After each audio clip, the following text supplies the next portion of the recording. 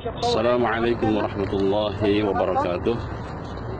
Alhamdulillah, pada pagi hari ini kami berada di sekitar kawasan kuburan Baqi', dan dari belakang kita lihat nampak di sana menara malam Masjid Nabawi.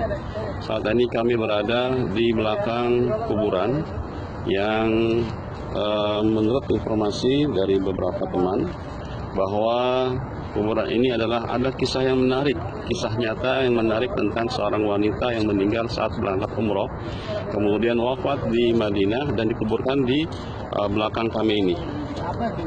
Nah, kisahnya adalah wanita ini ketika melaksanakan umroh dan kemudian berziarah ke Madinah, beliau kemudian meninggal dunia. Dan pada saat meninggal dunia, beliau kemudian tidak ada yang mengurus karena beliau ikut sebuah travel, di mana travel itu hanya dibimbing oleh mukimin yang ada di sini. Dan mukimin ini diindikasikan bukan pegawai travel secara resmi, hanya pegawai cabutan. Sehingga kalau mukimin ini ataupun pembimbing haji ini, pembimbing umroh ini mengurus jenazah, maka dia akan mendapatkan permasalahan secara imigrasi. Akhirnya jenazah itu dibawa oleh petugas Saudi di rumah sakit dan menunggu siapa yang akan mengurusnya sampai sekitar tersimpan 1 minggu atau 7 hari. Nah, kemudian tidak dikuburkan kecuali dengan izin salah seorang daripada keluarga almarhumah. Nah, pada saat itu ya pembimbing yang merasa bertanggung jawab ini, ataupun dia khawatir juga terkena hukuman aturan imigrasi, akhirnya suatu saat ketemu dengan seorang pembimbing yang resmi, minta tolong agar seorang jamaahnya yang telah wafat dan diletakkan di rumah sakit di Madinah ini untuk disegerakan diuruskan karena sudah 7 hari, seminggu belum diurus. Akhirnya dibantulah oleh pembimbing yang resmi ini. Kemudian setelah itu, singkat cerita, ibu ini diurusnya, kemudian disolatkan jenazahnya di Masjid Nabawi, dihadiri oleh banyak jamaah yang hadir di Madinah ini, dan kemudian dikuburkan di kuburan Baqi' yang nampak di belakang saya ini. Singkat cerita, kemudian pembimbing yang resmi ini setelah mengurus jenazahnya almarhumah ini, beliau di malam hari tidur. Ketika tidur, kemudian pembimbing ini bermimpi ketemu dengan almarhumah yang tadi pagi, tadi siang diurusnya, dikebumikan di sini.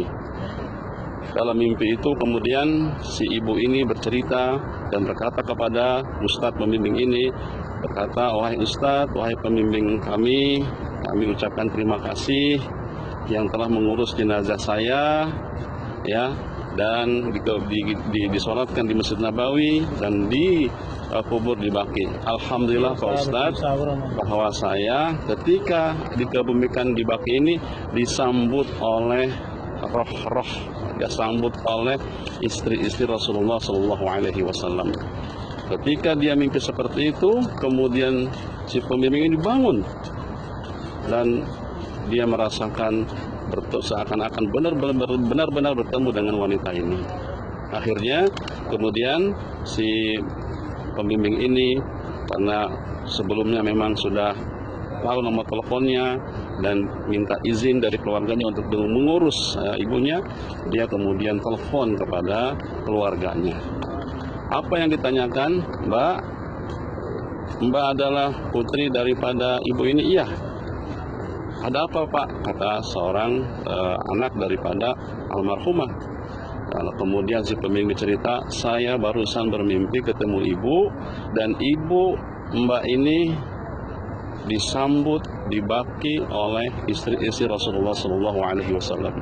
Kemudian di sini saya telepon mau bertanya, Mbak, kira-kira apa amalan ibu Mbak yang sampai beliau ini disambut oleh istri-istri Rasulullah SAW di makam Baqi' ini. Dan saya tahu, kata si pembimbing itu, bahwa di makam Baqi' ini banyak sekali atau ada istri-istri Rasul yang dikuburkan di sini, seperti Aisyah, Saudah, Zainab dan lain sebagainya. Maka saya mau tanya, Mbak, apa kira-kira amalannya? Si Mbak bilang kepada si pembimbing itu dalam teleponnya, Ustadz, ibu saya sejak 20 tahun mengamalkan menyisihkan uang untuk diberikan kepada anak yatim. Subhanallah, sebuah pelajaran yang baik buat kita semua. Apabila kita peduli kepada anak yatim, ternyata dicintai oleh Rasul, dicintai oleh istri-istri Rasul Sallallahu Alaihi Wasallam. Karena Rasul sendiri mempunyai gelar Abul Yatama, orang tua atau ayah anak-anak yatim. Wajar kemudian si ibu yang rajin memberikan sodakohnya, memberikan kepeduliannya kepada anak-anak yatim, disambut arwahnya oleh istri-istri Rasulullah Sallallahu Alaihi Wasallam. Semoga kita semua menjadi orang-orang yang peduli kepada anak yatim. Amin ya rabbal alamin. Demikian, wabillahi taufiq wal hidayah. Assalamualaikum warahmatullahi wabarakatuh.